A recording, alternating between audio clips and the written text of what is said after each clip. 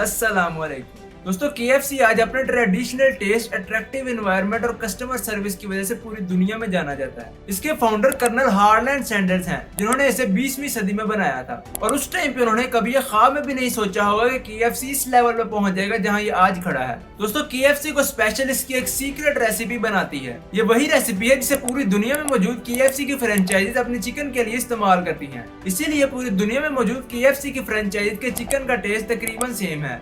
आखिर इस secret recipe को किसने बनाया था और वो क्या चीज है जिसकी वजह से ये फास्ट फूड की चेन पूरी दुनिया में मशहूर है? दोस्तों जानेंगे KFC की पूरी कहानी इस वीडियो में।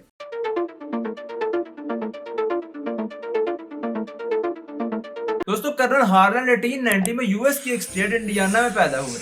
अभी इनकी उम्र 7 साल ही थी कि उनके फादर की डेथ हो गई और अपना गुजर बसर करने के लिए इनकी माँ को एक कैनिंग प्लांट पे काम करना पड़ा और 7 साल की उम्र में उनकी माँ ने उन्हें खाना पकाने की ट्रेनिंग दी। 13 साल की उम्र में उन्होंने अपना घर छोड़ दिया और मुख्तलिफ जगहों पर जाकर काम किया। दोस्तों उन्होंने रेल रोड वर्कर और इंश्योरेंस सेलमैन का भी काम किया। ये काम करके उन्हें कामयाबी तो मिली, लेकिन उनके लिए गुजर बसर करना बहुत ही मुश्किल हो गया। कर्नल हार्लैंड 16 साल के थे जब उन्होंने ये डिसाइड किया कि वो आर्मी ज्वाइन करेंगे, लेकिन उस टाइम पे आर्मी को ज्वाइन करने की मिनिमम एज रिक्वायरमेंट 18 साल थी। तो उन्होंने अपने डॉक्यूमेंट्स को टेम्पर किया और आर्मी को ज्वाइन कर लिया।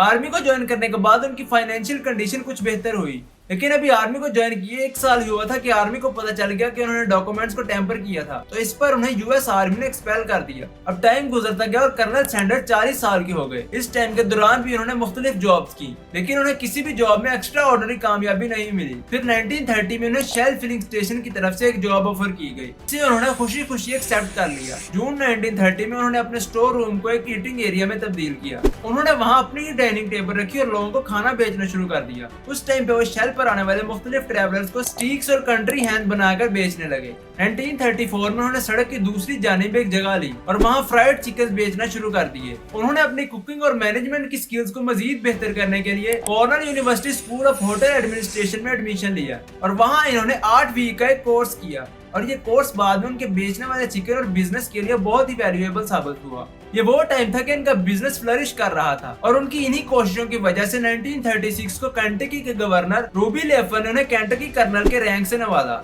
इसी वजह से उन्हें कर्नल हार्लैंड सैंडर्स कहा जाता है। अब उनका बिजनेस तो तेजी से फैल रहा था, लेकिन उन्हें एक प्रॉब्लम पेश आई। उन्हें चिकन को फ्राई पैन में फ्राई करने के लिए 35 मिनट लगते थे। अगर कुछ ऑर्डर एडवांस आ जाते तो उन्हें वो ऑर्डर पूरा करने के लिए शाम पड़ जाती थी। 1939 में प्रेशर कुकर को पहली दफा मार्केट में इंट्रोड्यूस किया गया और इस प्रेशर कुकर का मेन पर्पस वेजिटेबल्स को स्टीम करना था, लेकिन कर्नल हार्लैंड ने उसे बाय किया और प्रेशर फ्राइंग के लिए मॉडिफाई करवाया और इस मेथड से चिकन को पकाने का टाइम और क्वालिटी दोनों बेहतर हो गई। 1940 में ही उन्होंने KFC की रेसिपी को फाइनलाइज किया। 1955 में कर्नल सैंडर्स को एक और प्रॉब्लम का सामना करना पड़ा। वो हाईवे जहां पर कर्नल सैंडर्स का होटल था, गवर्नमेंट ने उसके अल्टरनेट एक रूट बना दिया। अब ज्यादा ट्रैफिक उस नए रूट से जाने लगी। कम ट्रैफिक की वजह से कर्नल सैंडर्स के पास कस्टमर्स भी कम आने लगे। इसी वजह से कर्नल हार्लैंड ने अपना वो रेस्टोरेंट बेच दिया और यूएस की मेन मार्केट में मौजूद डिफरेंट रेस्टोरेंट्स को अपनी रेसिपी ऑफर की। उस मार्केट में बहुत से रेस्टोरेंट ने कर्नल फ्रैंक की रेसिपी के राइट हासिल कर लिए और वो रेस्टोरेंट्स हर चिकन की सेल पर कर्नल फ्रैंक को 4 सेंट्स देते थे, जो कि बाद में सेल इंक्रीज होने की वजह से 5 सेंट्स हो गए। उन्होंने बहुत से रेस्टोरेंट्स को विजिट किया, जिसकी वजह से उनकी रेसिपी को फेम मिला और आखिर वो दिन आ गया कि पूरे अमेरिका में KFC मशहूर हो गया। अब उनकी एज 73 हो चुकी थी और यूएस के 600 से ज्यादा रेस्टोरेंट्स उनकी रेसिपी इस्तेमाल करते थे। अब वो ओवर एज हो चुके थे और ऑपरेशन और फाइनेंसिस को मैनेज करना उनके लिए मुश्किल हो रहा था। अब वो ये कंपनी बेचना चाहते थे, लेकिन उनके बहुत से फैमिली मेंबर्स ने उन्हें मना कर दिया। लेकिन मना करने के बावजूद भी उन्होंने 1964 में अपनी कंपनी जैक कैरल को $2 मिलियन में बेच दी। लेकिन कंपनी सेल करते वक्त उन्होंने उस बिजनेसमैन से एक कॉन्ट्रैक्ट किया। उस कॉन्ट्रैक्ट में ये शामिल था कि KFC उन्हें लाइफ टाइम सैलरी देगी और वो KFC के क्वालिटी कंट्रोलर होंगे और इसी के साथ साथ हमेशा हमेशा के लिए ट्रेडमार्क उन्हीं का इस्तेमाल होगा। उस कॉन्ट्रैक्ट में ये भी लिखा गया कि कंपनी तो उन्हीं की होगी, लेकिन कंपनी की फॉर्मल मीटिंग्स और वो प्लेटफॉर्म जहां कंपनी को रिप्रेजेंट करना होगा वहां कर्नल हार्लैंड ही जाएंगे।